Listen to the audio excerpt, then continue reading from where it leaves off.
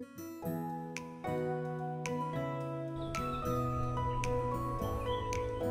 आज आम्ही नेहमीच्या पॉन्डवर आलोत पुन्हा. लास्ट टाइम नरेशभाऊंचा एक मोठा तिलापिया गेला होता, तर त्याचीच आता तयारी आहे, त्याला पुन्हा काढायची बाहेर पाण्यातून. मोठे बेट आम्ही ग्राउंड फिडिंग केलं, थोडं हुक थोडे चांगले वापरलेत मोठे. तर बघूया आज त्याला परत यायचं आहे का.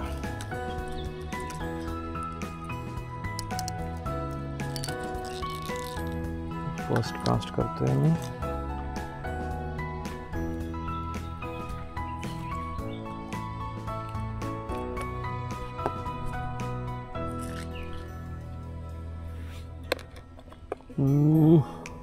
तो बराच टाइम झाला एकही मासा लागला नाही आम्हाला. मी आता हा वुडन फ्लोट आहे, तर हा वापरून मी थोडा लांब कास्ट करणार आहे आणि बघूया आपल्याला टॉप वॉटर काय मिळतंय का. कारण खालून तर मासे खात नाहीत ग्राउंड लेवलला, तर ते थोडं पुढे कास्ट करून आपण फ्लोटिंग करणार आहोत. बघूया त्याला आपल्याला काय रिझल्ट मिळतो का.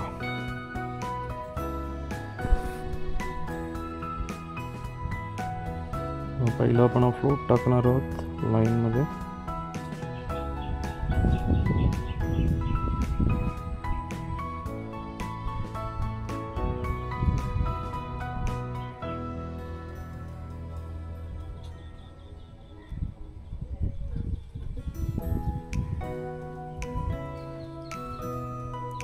त्याला लॉक करणार आहे,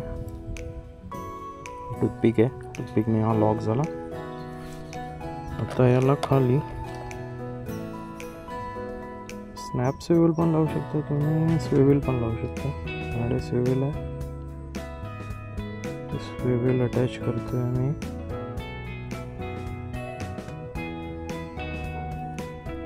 आणि फायनली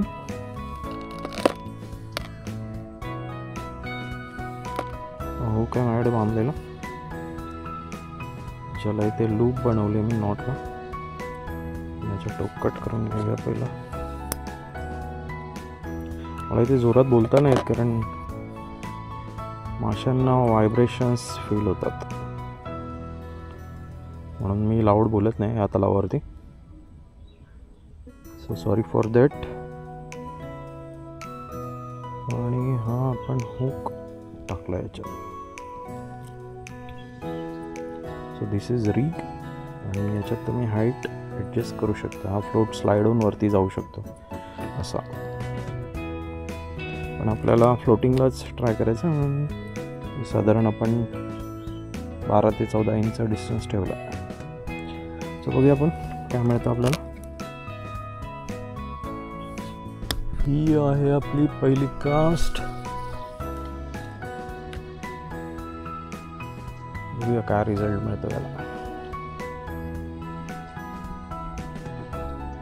पेश भाऊंना शिंगी लागली पहिली, छोटी आहे थोडी, आहे ओके साईज आहे. शिंगीच्या हिशोबाने बरोबर आहे.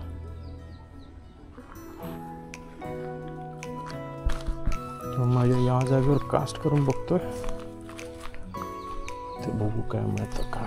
इथे थोडं कास्टिंग करणं लांब कठीण आहे, त्यावरती बघू शकता तुम्ही झाड आहेत, तर रॉड अडकायचे खूप जास्त चान्सेस असतात. पण आपण करणार आहोत कारण मासा एकही कोणाला मिळालेला नाही. व्हेरी गुड, गेली कास्टिंग. तर फक्त प्रॉब्लेम आहे की मासा लागला तर लँड कसा होणार. पण लागल्यावर बघूया आपण काय करायचं ते. खूप जास्त शांत वाटतं, माशांची हालचाल खूप कमी. आता वरास छोटे तारपण, बेबी तारपण मी ते फिरतात, ते पण आज दिसले नाही.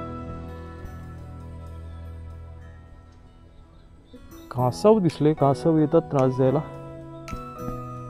कासवाचा व्हिडिओ मी तुम्हाला दाखवू नाही शकत, सॉरी फॉर दॅट. बघूया आता पाणी याला काय हुक होतं का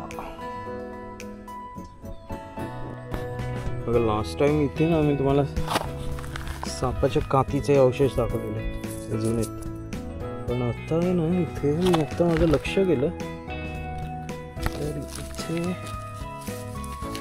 सापाची कात आहे.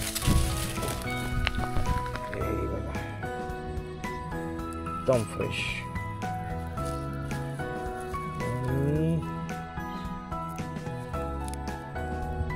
बघा त्याचे स्केल्सचा तुम्ही शेप पण बघू शकता.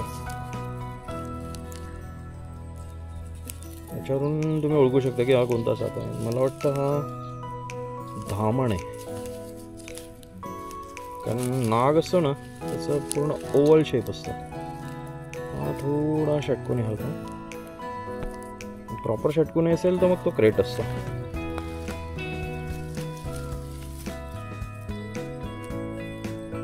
तर बघा ह्याच्यात ओव्हल वाटतोय, मग हा नाग असू शकतो. बघा ह्याच्यात ओव्हल शेप आहे त्याचा.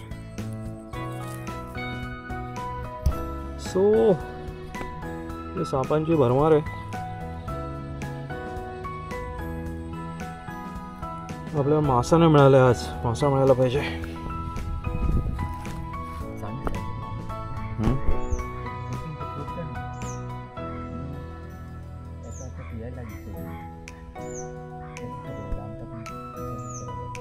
झालं आता ऑलमोस्ट सनसेट झालाय आणि आमचा स्कोर 0 आहे. मी तर कंटाळलोय. असं रॉड लावलाय फ्लोटला, मासा घेईल तेव्हा मी खेचेन. नरेश भाऊ खूप प्रयत्न करतात.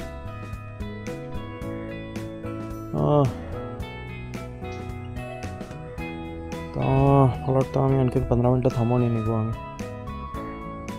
आणि हिवाळ्यात आता दिवस खूप छोटा झाला आहे, मच्छर येतात, चावता येत आम्हाला. बस टॉप डे होता आजचा. एक मासा जरी मोठा चांगला मिळाला असता तरी तुम्हाला दाखवू शकलो असतं.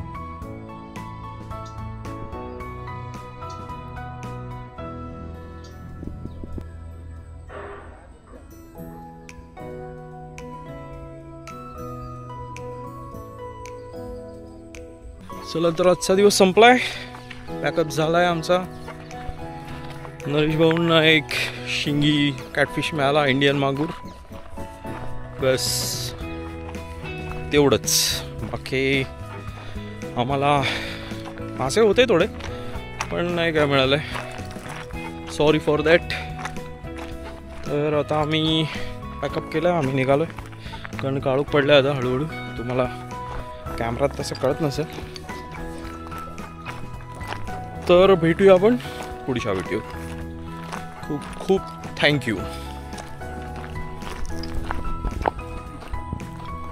काय दिसलं?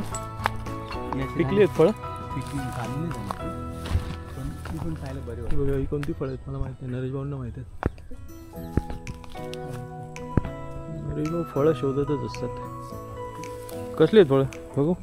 काय खाऊ शकतो? हां, काली बेर, ब्लॅक बेर, पण ही आज ब्लॅक झाली नाही, खाऊन.